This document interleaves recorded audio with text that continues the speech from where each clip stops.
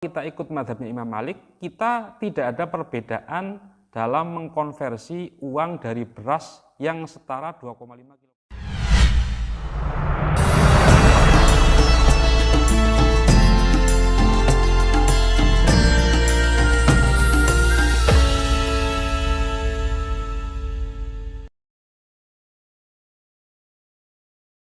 Assalamualaikum warahmatullahi wabarakatuh. Bismillah, alhamdulillah, wassalatu wassalamu ala sayyidina wa maulana rasulillah, amma ba'd. Rabbi syrah li sadri wa yassir li amri wahlul 'uqdatan min lisani yafqahu qawli.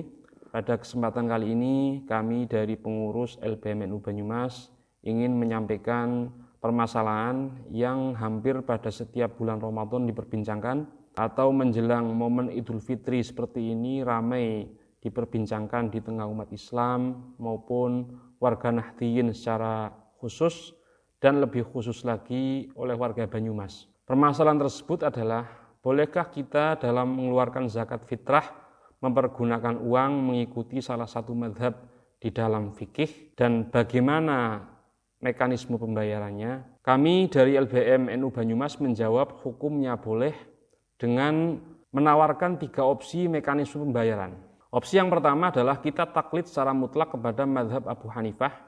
Opsi yang kedua adalah kita taklid secara mutlak kepada mazhab Malik bin Anas. Opsi yang ketiga kita talfiq sebagaimana yang dipraktekkan oleh lembaga-lembaga fatwa dunia saat ini. Untuk opsi yang pertama, kita taklid kepada mazhab Abu Hanifah. Pertanyaannya adalah, apakah boleh kita sebagai mazhab Syafi'i bertaklid kepada mazhab Abu Hanifah dalam membolehkan pembayaran zakat fitrah dengan qimah? Kami menjawab hukumnya boleh. Landasan yang kami pakai adalah dalam kitab Al-Mu'tamad karangan Syekh Muhammad Az-Zuhaili. Beliau mengatakan, wala mani'a al-yauma minal akhli biqaulihi. Tidak ada masalah untuk saat sekarang mengambil pendapat Abu Hanifah. Li'annahu anfa'u fi hadzal 'asri lil fuqara.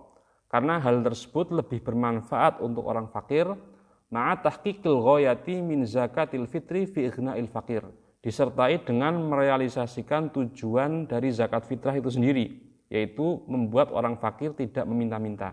Kemudian yang kedua, landasan yang kami pakai adalah dalam kitab Al-Fiqhul Manhaji. Dalam kitab tersebut dikatakan la ba'sa bittiba'i madhabil imami Abi Hanifata. Tidak ada masalah atau hukumnya boleh kita mengikuti pendapat madhab Abu Hanifah fi hadhil masalah, di masalah ini, yaitu bolehnya membayar qimah fi hadzal asri, pada zaman ini. Wa huwa jawazu daf'il qimah. Dzalika li annal qimata anfa'u lil fakir. Hal itu karena mata uang itu lebih bermanfaat untuk orang fakir. Wa aqrabu ila tahqiqil ghayatil marjuwah, dan lebih dekat dalam merealisasikan tujuan yang diharapkan. Artinya ada ulama Syafi'iyah yang membolehkan untuk bertaklid kepada mazhab Abu Hanifah dalam perkara bolehnya zakat mempergunakan qimah. Akan tetapi kami menjawab, ada beberapa hal juga yang perlu diperhatikan. Yang pertama adalah takaran sok dalam mazhab Abu Hanifah itu berbeda dengan takaran sok dalam mazhab Syafi'i.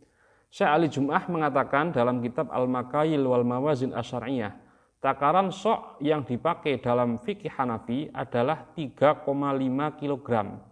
Secara pasti 3,25 kg, tapi saya bulatkan menjadi 3,5 kg. Sementara takaran sok yang dipakai dalam fikih jumhur, yaitu mazhabnya Imam Malik, mazhabnya Imam Syafi'i, dan mazhabnya Imam Ahmad, itu adalah 2,5 kg. Itu takaran sok yang berbeda. Poin yang pertama. Poin yang kedua, dalam fikih Hanafi, yang dijadikan tolak ukur atau standar pembayarnya itu adalah hal yang mansus, bahan yang sudah mansus, yang sudah tertulis dalam hadis atau dalam kitab-kitab fikih mereka. Yang tertulis itu adalah 1 sok dari gandum, setengah sok dari gandum, au daqiqihi atau tepungnya gandum, au sawiqihi atau adonan gandum, au zabib atau anggur kering. 1 sok, au sok atau 1 sok dari tamar min tamrin, kurma, au syair atau jelai. Jadi menurut mazhab Hanafi yang dibayarkan adalah setengah sok dari gandum atau tepung gandum atau adonan gandum atau anggur kering, atau 1 sok dari kurma atau jelai. Kalau kita pakai standar harga gandum, tadi saya lihat online, gandum itu sekitar 40.000 1 kilo. Sementara satu sok dalam fikih Hanafi 3,5 kita bagi 2 menjadi 1,75. Jadi 40.000 dikalikan 1,75 kg itu yang dibayarkan adalah 70.000. Ini jika setengah sok dari harga gandum. Atau satu sok kurma. Satu sok kurma itu tadi saya lihat online kurma harganya 50.000. Ya, naik atau turun tentu saja sedikit lah, tidak terlalu banyak. Sementara satu sok menurut mazhab Hanafi adalah 3,5. Jadi 50.000 dikalikan 3,5 hasilnya 175.000. Terus yang mana yang kita bayarkan? Harga gandum 70.000, harga kurma 175.000. Dalam kitab Al-Mabsut karangan As-Sarakhsi dikatakan kita boleh memilih. Tapi ada haddul adna, ada batas minimal yang kita tidak boleh turun dari batas tersebut. Ambil contoh di hasil yang sudah dikalkulasi dari fikih Hanafi adalah batas minimalnya 70.000 seumpama. Maka kita tidak boleh turun pembayarannya dari nilai 70.000, tapi batas maksimalnya tidak terhingga. Artinya paling sedikit 70.000, paling banyak silahkan kita mau punya berapa. Itu seandainya kita mengikuti atau taklid kepada mazhab Hanafi. Yang kedua adalah kita boleh taklid kepada mazhab Maliki. Sebagaimana ma'ruf diketahui dalam mazhab Maliki ada beberapa ashab yang membolehkan ikhraju az-zakat bil qimah, membolehkan mengeluarkan zakat dengan qimah. Jika saya sebutkan ada Ibnu Habib, yaitu ashab Malik, kemudian Asbagh juga ashab Malik, kemudian Ibnu Abi Hazim juga ashab Malik, kemudian Isa bin Dinar, ini ashab Abdul Qasim ini ashabnya Malik, kemudian pendapat ikhrajuz zakat bil qimah itu juga pilihan dari Imam Qurtubi dalam tafsirnya. Imam Qurtubi mengatakan, waqad ikhtalafat ar-riwayah an Malik fi ikhrajil qiyam fi zakat. Ada beberapa perbedaan riwayat dari Malik dalam bolehnya mengeluarkan qimah dalam zakat. Fa'ajaza dzalika marratan, terkadang Imam Malik membolehkan. Wa mana minhu ukhra, dan terkadang melarang. Tapi yang dipilih oleh Imam Qurtubi, beliau mengatakan wa innama arada ayyughnau bima yasuddu hajatahum. Fa ayyu syai'in sadda hajatahum jaza. Yang dipilih oleh Imam Qurtubi adalah segala hal yang bisa menutup hajat dari fakir miskin. Sementara kalau kita tanya sekarang, mereka lebih memilih mana antara uang dengan makanan pokok? Tentu saja mereka lebih memilih uang. Saya pikir itu bisa dibuktikan secara real. Kalau kita mengikuti mazhabnya Imam Malik, tidak ada perbedaan antara yang dikeluarkan, yaitu beras, dan takarannya, yaitu sok. Artinya kalau kita ikut mazhabnya Imam Malik, kita tidak ada perbedaan dalam mengkonversi uang dari beras yang setara 2,5 kg. Seandainya 1 kilogram 10.000, maka yang dibayarkan sekitar 25.000 atau dibulatkan 30.000. Hanya saja ada beberapa hal yang berbeda dari mazhab Syafi'i. Hal pertama yang berbeda adalah masharif zakat dalam fikih Maliki itu hanya terbatas kepada fakir miskin saja. Artinya kalau kita taklid kepada fikih Maliki, kita hanya boleh membayarkan zakat kepada fakir miskin saja. Hal itu disebutkan dalam Mausu'ah Fiqhiyah Kuwaitiyah. Wa dhahabal malikiyatu wa hiya riwayatun an Ahmad wa ikhtaraha Ibnu Taimiyah ila takhsisi sarfiha bil fuqara wal masakin. Hanya dibolehkan pembayarannya kepada fakir miskin. Wa dhahaba Syafi'iyatu ila wujubi qismatiha 'alal asnaf ats-tsamaniyah. Sementara dalam mazhab Syafi'i pembayarannya boleh kepada asnaf samaniyah, wajib kepada asnaf samaniyah. Artinya kita tidak boleh untuk membayarkan kepada selain fakir miskin. Itu poin yang pertama, ketentuan yang pertama. Ketentuan yang kedua, kalau kita taklid kepada fikih Maliki, maka kita pembayarnya tidak boleh maju di awal Ramadan. Maksimal maju itu 2 hari sebelum Hari Raya Idul Fitri. Jadi dalam fikih Malikiyah ditentukan kita boleh untuk membayar zakat fitrah sebelum masa wajibnya, yaitu 2 hari sebelum masuk Hari Raya Idul Fitri. Dalam kitab Mausu'ah Fiqhiyah Kuwaitiyah dikatakan dzahabal malikiyatu wal hanabilatu ila annahu yajuzu taqdimuha an waqtiha yaumaini. Boleh untuk memajukan dari hari yang ditentukan 2 hari. Ambil contoh, besok kita lebaran hari Rabu, maka kalau kita taklid ke fikih Maliki dibayarkan itu maksimal itu hari Senin. Senin, Selasa, Rabu. Berarti 2 hari sebelum hari raya Id. Artinya kalau kita ikut fikih Maliki itu nominalnya lebih sedikit daripada ikut kepada fikih Hanafi, tetapi ada beberapa batasan yang wajib kita perhatikan. Yang pertama, masharifnya hanya terbatas kepada fakir miskin. Kemudian waktu pembayarannya hanya boleh maju 2 hari saja. Tetapi nominal itu sama persis dengan mazhab Syafi'i. Yang ketiga, opsi yang ketiga dari kami adalah talfik, yaitu kita dalam satu permasalahan ikut dalam satu mazhab, tapi di permasalahan yang sama pada poin yang berbeda ikut pada mazhab yang lain. Dalam masalah zakat, untuk bolehnya pembayaran dengan qimah kita ikut Hanafi, tapi takarannya kita ikut Syafi'i. Itu dibolehkan atau tidak? Kami menjawab hukumnya boleh, sebagaimana dipraktekkan oleh lembaga-lembaga fatwa di dunia sekarang, seperti Darul Ifta Al-Misriyah, kemudian Darul Ifta Jordan, kemudian lembaga fatwa Al-Jazair, kemudian lembaga fatwa Kuwait. Ini semuanya memakai talfik dalam pembayaran zakat fitrah bil qimah. Dan pendapat itu yang dikuatkan oleh Syekh Yusuf Qaradawi dalam Fiqh Zakat.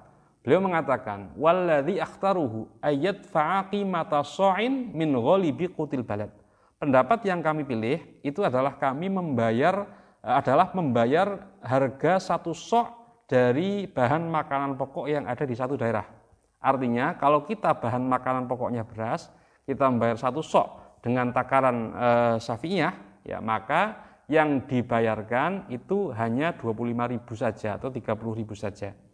Dan itu juga yang dipraktekkan oleh Darul Ifta Mesir. Syekh Sauqi Alam Mufti Mesir mengatakan, "Anna qimata zakatil fitri tu'adilu qimata ithnaini wa nisf kilogram." Bahwa qimah atau nilai zakat fitrah itu setara dengan 25 kilogram minal qumh, dari gandum, angkul li fardin. Wajaru ikhtiyarul qumh wasi alihi binaan ala annahu ghalibu quti ahli Misra. Kenapa kok memilih qumh? Karena gandum itu adalah bahan makanan pokok yang berlaku untuk penduduk kota Mesir. Artinya jika dalam konteks Indonesia kita bisa saja memakai beras dengan takaran 2,5 kg. Ini talfik yang dipakai oleh Darul Ifta. Kemudian ada talfik yang dipakai oleh Majelis Ifta Jordan. Dikatakan wa yajuzu ikhrajur ruz aidan li'annahu minal qut al-ghalib fil balad. Boleh untuk mengeluarkan beras sebagai zakat fitrah karena itu adalah qutil balad yang berlaku di negara masing-masing. Ya, di negara kita misalnya kita yang berlaku beras. Kama yajuzu ikhraju qimati ithnaini wa nisf kilogram minar ruz. Bagaimana boleh juga untuk mengeluarkan kimahnya, nilai dari 2,5 kg itu berapa. Dan hal itu juga dipraktekkan oleh lembaga fatwa di Jordania, Darul Ifta, Jordan, Kuwait, kemudian Al-Jazair, kemudian Libya, dan beberapa lembaga fatwa yang lain. Artinya kalau kita pakai opsi yang ketiga, kita talfik, kita boleh membayar zakat fitrah dengan uang dengan takaran 2,5 kg dari qutil balad, yaitu beras, yaitu sekitar 25.000 sampai 30.000 pembayarannya. Kita tidak perlu ragu-ragu dalam membayar zakat fitrah memakai uang, karena itu adalah mazhab dari para ulama dan dipraktikkan oleh banyak sekali ulama. Para pemirsa, saya rekomendasikan membaca kitab Al-Musannaf karangan Ibnu Abi Syaibah. Di situ disebutkan ada beberapa ulama yang mengamalkan atau mempraktikkan pembayaran zakat fitrah dengan uang. Salah satunya adalah Umar Ibnu Abdul Aziz, kemudian Tawus, kemudian Mujahid, kemudian Sa'id bin Musayyab, kemudian Urwah bin Zubair, kemudian Abu Salamah bin Abdurrahman bin Auf, kemudian Hasan Basri, kemudian Sa'id Abu Ishaq As-Sabi'i, kemudian Ibnu Abi Syaibah, kemudian ada imam madhab, yaitu Imam Auza'i, yang madhabnya tidak sampai ke kita, Lais bin Sa'id, ahli fikih Mesir, Sufyan As-Sauri, ahli fikih Irak, dan ini juga adalah pendapatnya Imam Bukhari, ya, pendapatnya Imam Bukhari.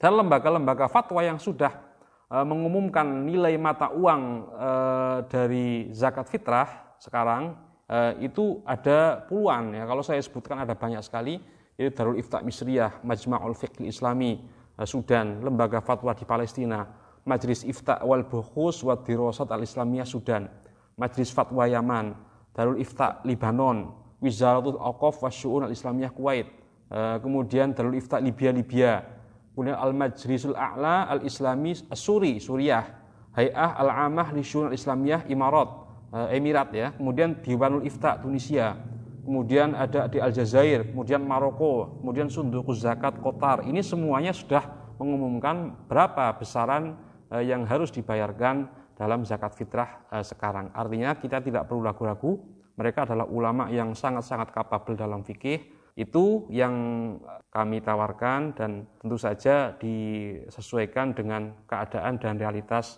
dari kita masing-masing. Demikian yang bisa saya sampaikan, semoga ada manfaatnya. Wassalamualaikum warahmatullahi wabarakatuh.